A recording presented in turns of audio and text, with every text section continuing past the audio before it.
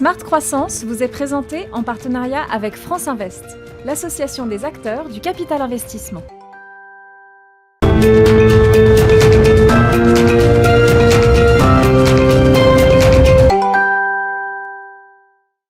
Bonjour à tous, bienvenue dans Smart Croissance, votre rendez-vous consacré au capital investissement sur Bismart. Alors justement, le thème du jour, c'est le capital investissement en France. Et pour en parler, je suis avec Simon Ponroy. Bonjour. Bonjour. Vous êtes directeur des études économiques et statistiques chez France Invest. Simon, qu'est-ce que ça représente exactement aujourd'hui le capital investissement en France ? Alors, le capital investissement, déjà pour rappel, ce sont des investisseurs professionnels qui accompagnent en fonds propres des entreprises, mais qui les accompagnent aussi dans leur structuration et dans leur gestion au quotidien. Les acteurs français du capital investissement, ils sont représentés au sein de France Invest, qui compte à peu près 370 sociétés de gestion. Si on ajoute à cela nos adhérents associés, donc cabinets d'avocats, cabinets de conseil ou autres qui tournent autour de l'écosystème, ce sont près de 7000 professionnels qui travaillent dans ce secteur. Nos membres investisseurs gèrent environ 250 milliards d'euros.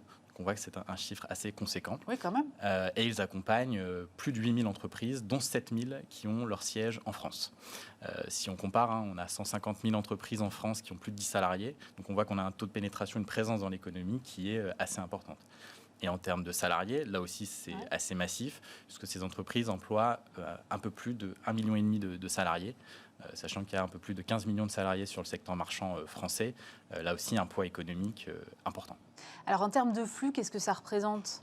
Alors en termes de flux, donc déjà juste pour rappel, ces investisseurs, ils collectent des capitaux auprès d'investisseurs institutionnels ou bien particuliers qu'ils investissent ensuite dans des startups, des PMI, des ETI, pour les aider à grandir. Nous, chaque année, on mène une grande étude d'activité auprès des acteurs du capital investissement, à laquelle on a ajouté cette année les fonds d'infrastructure.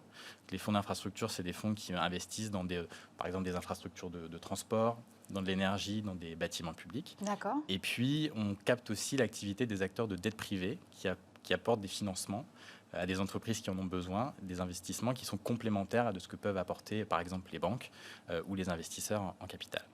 Pour faire plus simple, en 2020, ce sont 31 milliards d'euros qui ont été levés par tous ces acteurs, qui seront ensuite investis dans les 3 à 5 années à venir. Et en parallèle, ces acteurs ont investi 30 milliards d'euros. Ah oui, quand même. Donc on voit qu'on a eu une année 2020 qui a été marquée par la crise. Dans le contexte, ouais, c'est pas mal. Ils ont été plutôt effectivement au soutien, sachant qu'on a vu que le nombre de réinvestissements, donc soutenir des entreprises qui pouvaient être en difficulté, a été lui aussi assez important. Et alors, puisqu'on parle des entreprises dans lesquelles sont investis ces fonds, quel est le résultat pour elles ? Alors, déjà, première chose, ces entreprises créent de l'emploi. Plus de 55 000 ont été créés en 2019, qui sont nos derniers chiffres disponibles. Mais quand on regarde même sur plus longue période, tous les ans, on voit que les créations d'emplois nettes se comptent en dizaines de milliers. Leurs chiffres d'affaires ont cru également en 2019 de 5,5%. Donc voilà, la croissance est au rendez-vous.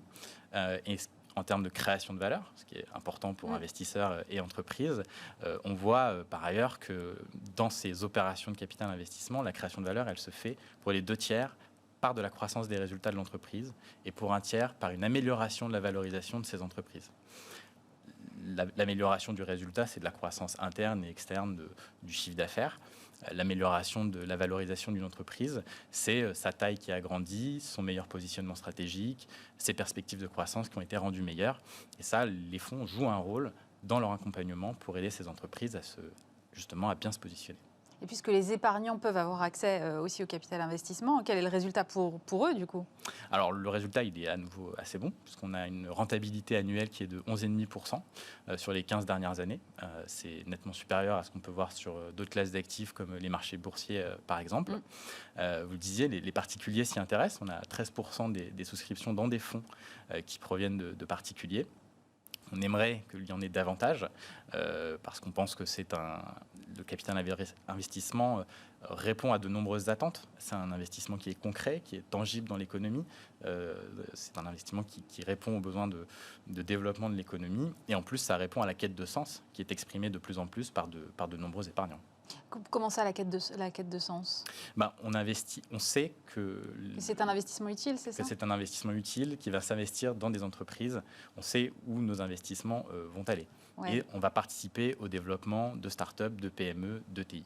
Dans l'économie réelle, quoi. Dans l'économie réelle. Merci Exactement. beaucoup Simon Ponroy. Je rappelle que vous êtes directeur des études économiques et statistiques chez France Invest. À très vite sur Bismart pour un nouveau numéro de Smart Croissance. Smart Croissance vous a été présenté en partenariat avec France Invest, l'association des acteurs du capital investissement.